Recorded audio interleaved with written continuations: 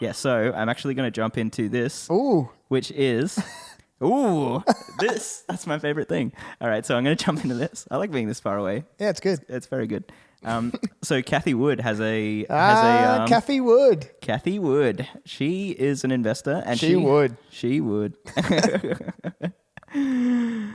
Kathy's Wood. She has an ARK, one of her ARK funds, which is a space exploration. She does. That's right. Space exploration and innovation ETF. Mm-hmm.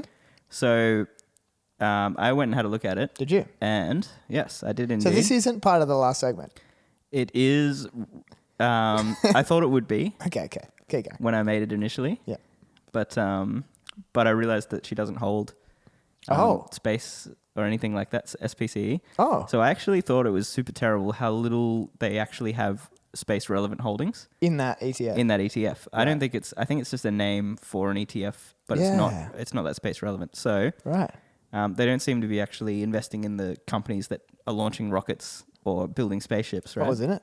So it's actually got, here we go. I've got the top 15 holdings here. Okay. And I'm going to go through them and kind of what they do. Okay. So there's one called Trimble Inc., which... Trimble? Yes, which is their biggest holding. That does data work for agriculture and infrastructure.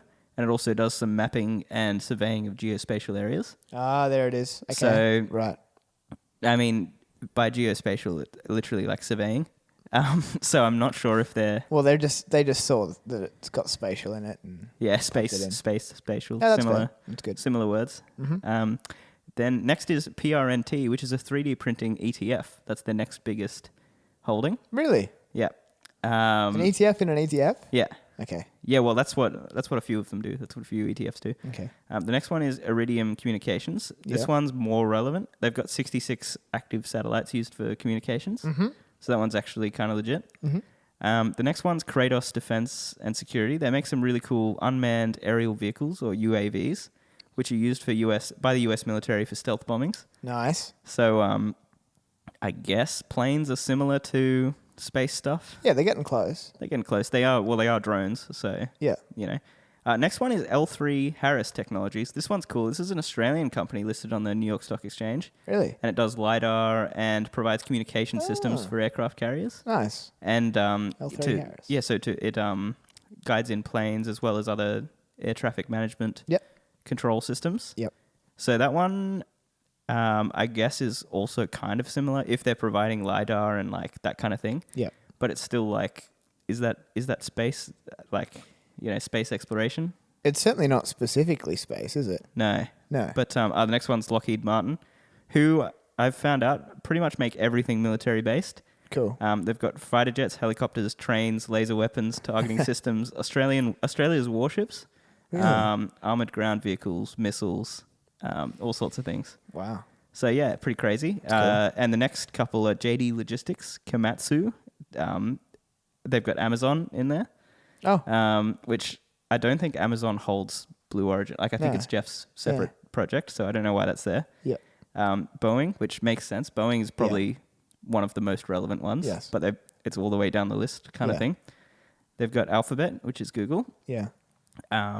Spirit Aerosystems. I'm sure Google have someone thinking about it. True. They've probably got a 2,000 person team thinking about it and not producing anything. Because they've just got so much money. Having a lot of fun. Having a lot of fun. And Netflix, which... Netflix. Completely irrelevant. There's probably space-related shows on Netflix. Yeah, Space Force. If you think space is going to grow in popularity, people will watch more episodes about space, and then people will watch more Netflix, and then they'll tell people about it, and then they'll get more Netflix subscriptions. Amazing. And then the price of Netflix stock will go up. So that makes a lot of sense. It's probably because of Space Force with Steve Carell. Did you? I don't know what that is. It's Steve Carell made the terrible show. Oh, the movie. You told me about it. It's a movie. No, it's a show. What? Is it a show? Yeah. Did you only watch the first episode? I think so. Yeah, right. Yeah, he's he's in charge of like a division of the military, which is like a space. It's called the Space Force. Yeah, I have seen that. Did I tell you to watch it? Yeah. Oh, right. Yeah, it was really bad. Terrible, yeah. Terrible. Yeah. Yeah. Yeah. It was kind of, I don't know, it was kind of funny. It was not, I wouldn't say terrible. No, you just did. I would say it's kind of bad. Okay. Like, I don't know. I watched the whole episode, so... Yeah. If it was terrible, I would have turned it off halfway through. Okay. So anyway, the point of this is that the ETF seems to be mostly based on military technology. Mm-hmm. Some slight emphasis on some space-relevant companies. Yeah. And a lot of emphasis just on general innovation. True. So I guess it's similar to ARKK or whatever. So anyway, this is ARKX, by the way. Cool. So the ETF listed on the 1st of March this year at $20.30, and it's grown 1.58% to $20.62. Nice. Yeah, right. So yeah, there you go. True. Nice. That's that one. Very good.